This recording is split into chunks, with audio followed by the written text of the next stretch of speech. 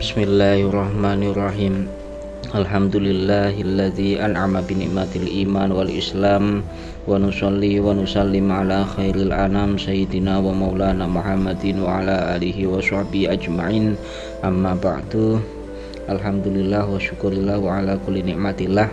Kita dapat melanjutkan kajian kita, yaitu kitab Mu'nisatul Qulub fi dzikril wa musyahadati alamil ghuyub karyanipun al-alamah Syekh Muhammad Idrus Qaimuddin Ibnu Badaruddin Al-Buton.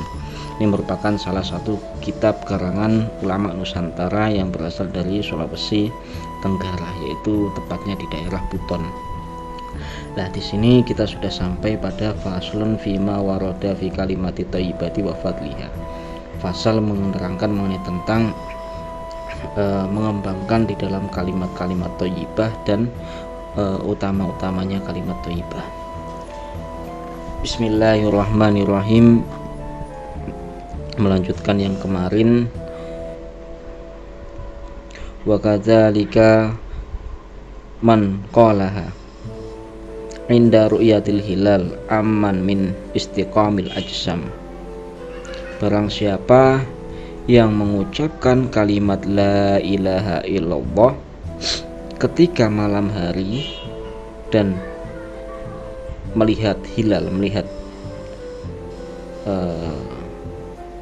srengenge atau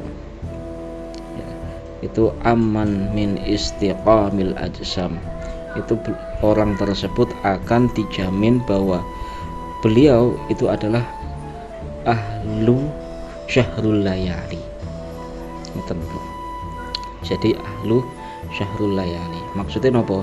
Maksudnya adalah ketika orang terbangun pada malam hari kemudian keluar rumah dan melihat bulan, seraya orang tersebut mengatakan, mengucapkan kalimat la ilaha illallah, maka orang tersebut itu merupakan salah satu dari orang yang senang bangun malam untuk soal ibadah. Bangun malam untuk soal ibadah. Karena Allah Subhanahu wa taala ketika sudah menaruhkan rasa simpati kepada manusia, kepada hambanya, Allah Subhanahu wa taala itu akan memasukkan nur ke dalam sanubari hati kita. Sanubari hati kita, kemudian kita itu kalau setiap malam pasti akan tergerak. Wong sing duwe kerentek ati kepengin melek wengi iku insya Allah selamanya orang tersebut akan dibangunkan Allah Subhanahu wa taala setiap malam. Misalkan kita niku kepengin syahrul layali, kepengin melek wengi, mboten usah alarm, mboten usah nyuwun digugah bojo, awake dhewe niku saged bangun malam. Dengan apa caranya? Dengan kerentek hati, setunggal mawon, setunggal sepisan mawon pengen tangi. Nah, ngoten niku. Kemudian kita dzikir la ilaha illallah sambil melihat rembulan. Ru'yatul hilal, delok bulan. Nah, engko nek wis ngoten niku bakdo jenengan tangi kemudian ngaos lafaz la ilaha illallah, sesuke insyaallah koyo ngono iku meneh, tangi meneh yo sampai ngucap lafaz la ilaha illallah napa salat tahajud napa maca Quran dan sebagainya, terserah panjenengan. Niku carane ngoten nek kepengin melek bengi, mboten usah alarm, mboten usah napa HP-ne niku disetel alarm tangi jam pinten mboten usah, tapi niku akan secara otomatis jenengan niku gadah hubungan spesial dengan Allah Subhanahu wa taala. Dengan apa?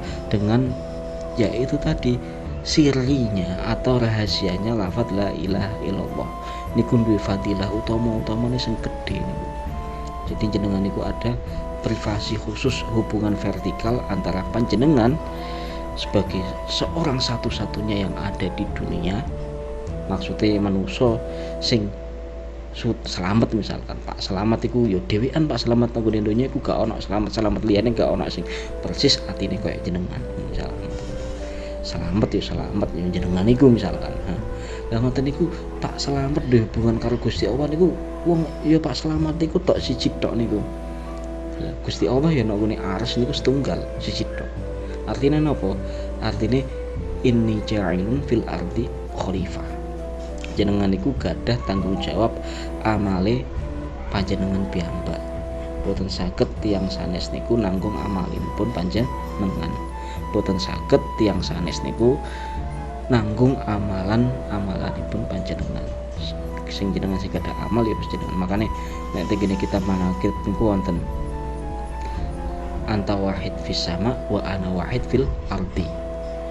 Jenengan niku wonten satu-satunya yang di atas ars, kula niku ada satu-satunya yang ada di bumi. Satu-satunya ya kula dhewean niku sebagai manusia, sebagai Pak Slamet niku mawon, mboten enten lainnya. Sing satu-satunya bertanggung jawab terhadap amalan dia sendiri yang ada di dunia. Nah, ngoten niku. Maksudnya ngoten. Sehingga ketika sudah ada hubungan privasi antara panjenengan dengan Allah Subhanahu wa taala, insyaallah apa yang kita inginkan dan ngoten niku cepet terkabuli karena hubungan spesial, hubungan vertikal antara panjenengan dengan Gusti Allah taala. Ngoten niku.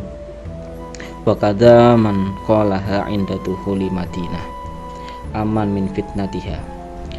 Barang siapa yang mengucapkan kalimat la ilaha illallah ketika memasuki suatu wilayah, memasuki suatu kota, memasuki suatu desa, atau memasuki daerah-daerah tertentu, lah ngoten niku aman dari fitnah-fitnah dunia atau fitnah-fitnah orang yang ada di sekitar kita. Misalkan kita sebagai pendatang di kota Surabaya, lah ngoten niku sedurunge kita menginjakkan kaki selama perjalanan niku nek iso dzikir la ilaha